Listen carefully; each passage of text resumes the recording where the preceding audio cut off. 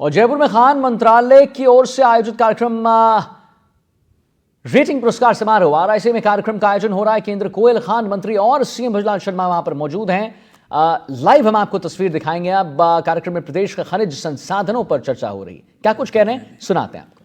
सबसे पहले तो मैं आप सभी का इस स्टार रेटिंग ऑफ माइंस पुरस्कार वितरण समारोह के अवसर पर आप सभी पधारे हैं। मैं राजस्थान की 8 करोड़ जनता की तरफ से आप सभी का बहुत बहुत हार्दिक स्वागत करता हूं, अभिनंदन करता हूं।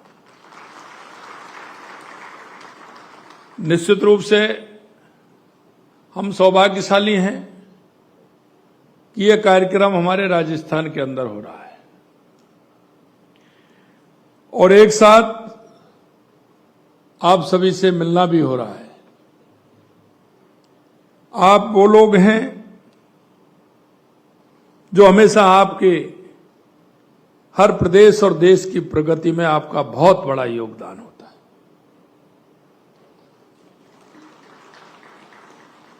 मैं माननीय केंद्रीय कोयला एवं खान मंत्री भारत सरकार श्री जी किशन रेड्डी जी का राजस्थान की धरती पर विशेष स्वागत करता हूं, अभिनंदन करता हूं। ये अवसर उपलब्धियों का उत्सव होने के साथ ही अच्छा काम करने वालों को सम्मानित करने का भी है।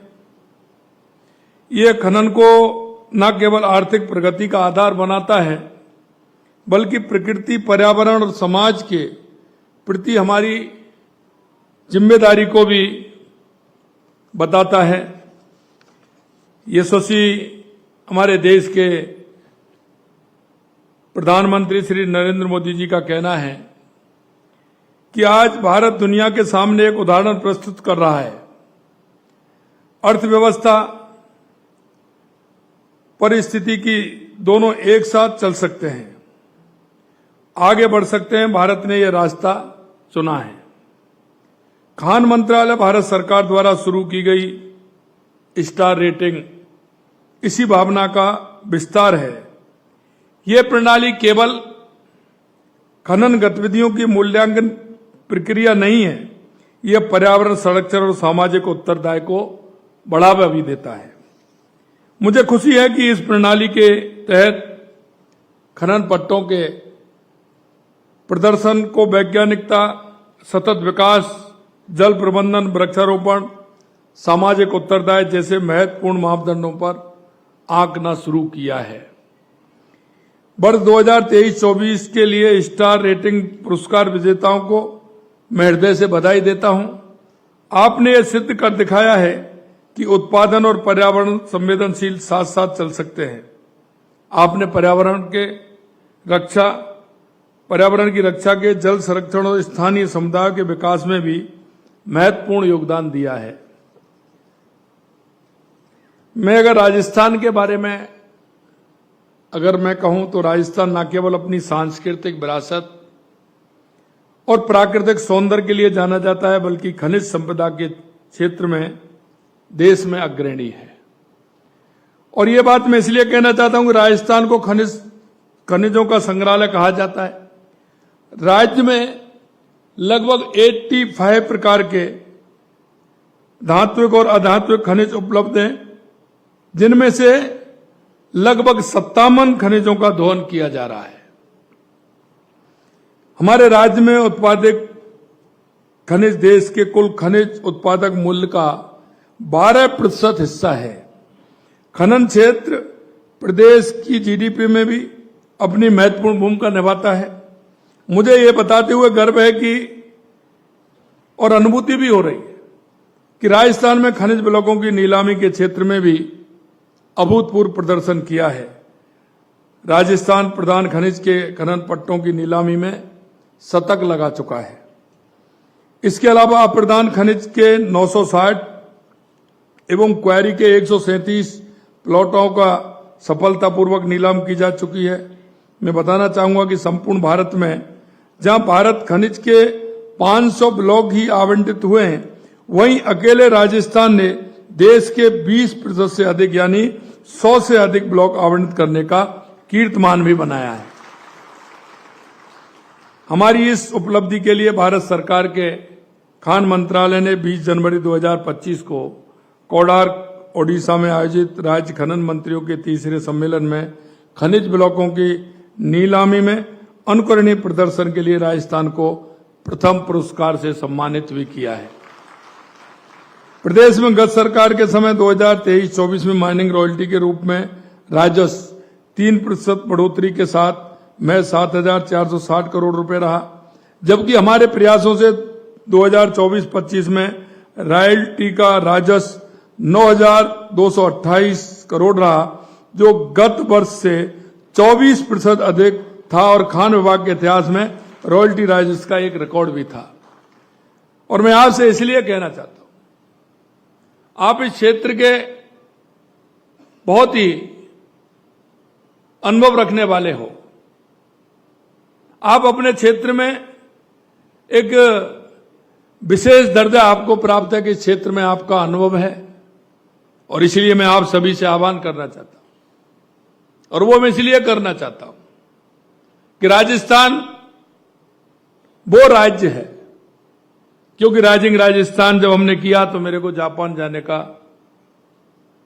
अवसर मिला था, मैं वहां गया था। तो वहां जब मैं कंपनियों से बात कर रहा था कि दिल्ली से भी नजदीक है, 100 किलोमीटर अमरारा निमराना बेवाड़ी प्रारंभ होता है, और राजस्थान क्षेत्रफल की दृष्टि से भी सबसे बड़ा प्रदेश है, और इसीलिए यहां मिनरल सभी ने, यहां आप लोहे से लेकर के सोना तक सब कुछ राजस्थान के अंदर मिलता है। आप कहीं अगर किसी मिनरल की तलाश में हो तो कहीं मत भटकिए, राजस्थान आइए, निश्चित रूप से कहता हूं आपको मिलेगा। तो मैं जापान जब गया तो मेरी उनसे जब बात हो रही तो उन्होंने एक ही बात कही थी मेरे को, आपकी बात तो मैं नहीं कह रहा, लेकिन मैं कुछ हमारे राजस्थान के भाइयों की मैं जरूर कहूंगा। वो कहते हैं कि कैसा चल रहा है आपका माइनिंग का काम? तो वो कहते साहब चल रहा है साहब। लेकिन वहां जब मैं गया तो उन्होंने, जब मैंने उनसे पूछा कि आपका काम, उन्होंने कहा कि हम देश में सभी जगह काम करते हैं, लेकिन राजस्थान में हमें 4 गुनी बचत होती है, 4 गुनी बचत होती है, और हम इसी तरह से राजस्थान में काम कर रहे हैं।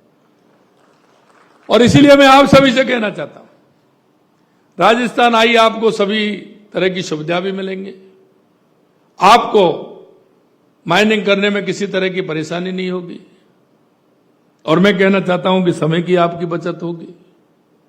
ये सारे काम आपके हो। राइजिंग राजस्थान में हमने 35 लाख करोड़ रुपए के हमारे एमयू राजस्थान के अंदर हुए थे, और मैं आपको इसलिए एक बात कहना चाहता हूं कि हमारे इस 6 महीने के अंदर हमने लगभग 4.25 लाख करोड़ रुपए के एमयू को जमीन पर उतारने का काम किया है।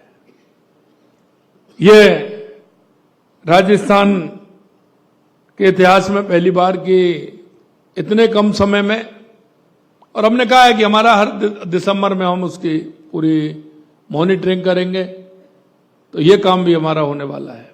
इसलिए मैं आप सभी से कहना चाहता हूं कि आप आइए, राजस्थान के अंदर जो मिनरल आप खोजना चाहते हैं वो आपको यहां मिलेगा, और आकर के राजस्थान में भी इस खनन को आगे बढ़ाने का काम करेंगे।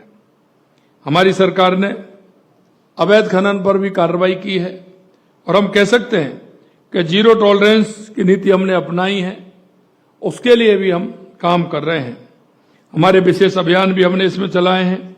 हमारी सरकार ने कई अवैध खनन के भंडारण के जो हमारे वो थे, उसके लिए भी हमने काम किया है। मैं आपसे इतना ही कहना चाहता हूं, जुलाई को राष्ट्रीय स्तर पर सम्मानित किया जा रहा है। हमने हमारे जो मेजर मिनरल की तो होती थी, माइन की नहीं होती थी, यही है ना टी रविकांत जी, आपके यहाँ केंद्र में होती है। अब की बार हमने राजस्थान में भी ये प्रारंभ किया है, उसकी भी हम रेटिंग करके और उनको भी सम्मानित करने का काम हमारी सरकार करेगी, जिससे यहां का भी प्रोत्साहन मिले, क्योंकि अच्छे काम करने के लिए सम्मान मिलना चाहिए,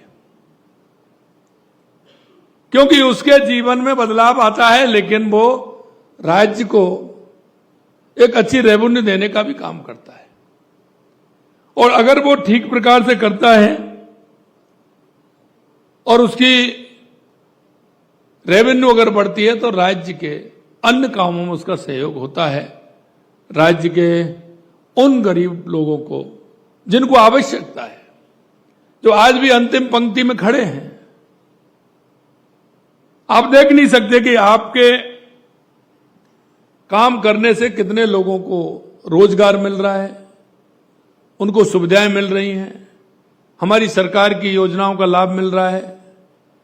मैं मित्रों इतना ही कहना चाहता हूं कि हमारे देश के यशस्वी प्रधानमंत्री नरेंद्र मोदी जी के नेतृत्व में जो हमारा एक देश के अंदर जो गरीब कल्याण की योजना है